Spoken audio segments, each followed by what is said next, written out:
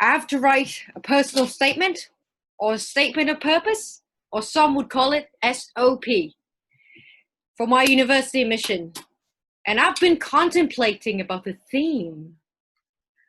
Not long ago, I've decided to set out a theme as the journey of my career, which is quite a detour, which you'll see why in my speech. But due to our limited time here, I may not be able to tell you the whole story, so I'll just tell you roughly what I'll put in there, so that after my speech, you guys can let me know what you think of it.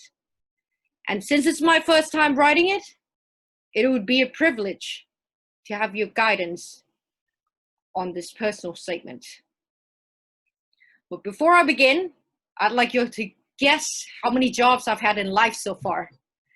And you could even guess what they are and type it in the chat box now if you like. Now, are you ready to begin? Okay. Are you ready to begin? Here it goes.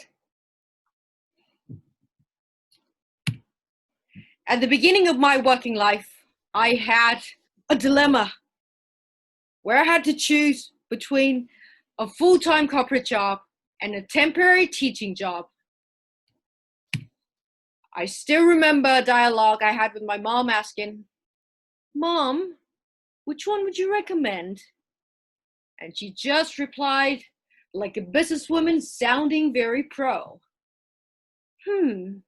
I think you should take the corporate job, honey, because it is more secure since it's full-time.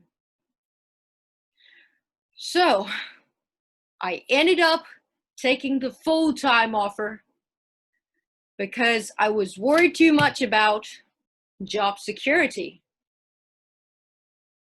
Even though I'd waited for that teaching job at the British Council for over 3 months.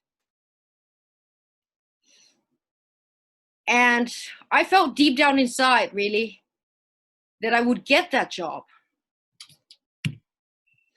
And I really did. I've been observing myself ever since I was a teenager. I've always loved speaking English. Whenever I do, it empowers me. And wherever I go, I would observe English classes, like how they're conducted. And even the Toastmasters, I tend to focus on everyone's use of language and try to learn from you guys.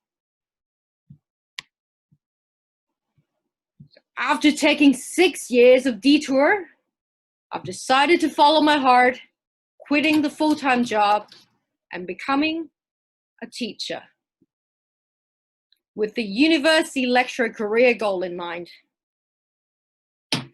Because I believe the university is where I belong. I still remember how much I enjoyed living on campus and explored all the facilities there, like fitness, cafeterias, libraries, pubs, and bars. And I've always enjoyed reading for a purpose. Reading to find answers to a particular question, just like conducting research. And I love going to seminars and conferences and felt overjoyed after learning so much from the people there. And for all these reasons, I believe this profession will allow me to have those cherished moments again, along with the opportunity to act both as a receiver and a transmitter, receiving data from research and disseminating information to the public. Now, it used to be my greatest regret in life, really, that I had to choose between the full-time offer and a temporary teaching job. Then it had taken me so long to listen to my inner self. But now that I'm a teacher and get to share experiences with my students, those experiences are just so worthwhile. And I'm just so grateful for all the various work experiences I've had. And believe it or not, up to now, I've been teaching English for 2 years. And I've always enjoyed having fun with my students, as I believe people learn best when they're having fun. And teaching nowadays is not just about educating, but it's also about facilitating and coaching.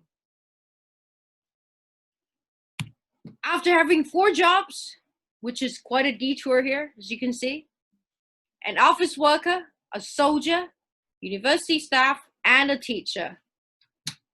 See, no, nothing in the chat, but close. I saw some answers. Right.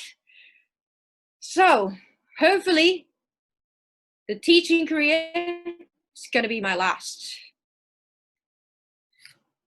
All in all, I'd like to conclude my winding journey of my career with this quote by Marc Proust, a French novelist. Now, if you didn't lose track of my story, please drop a like and comment, as there's no subscribe button here. And please, please, please guide me on my personal statement, as it's been a long while since I last attended formal education. Thank you.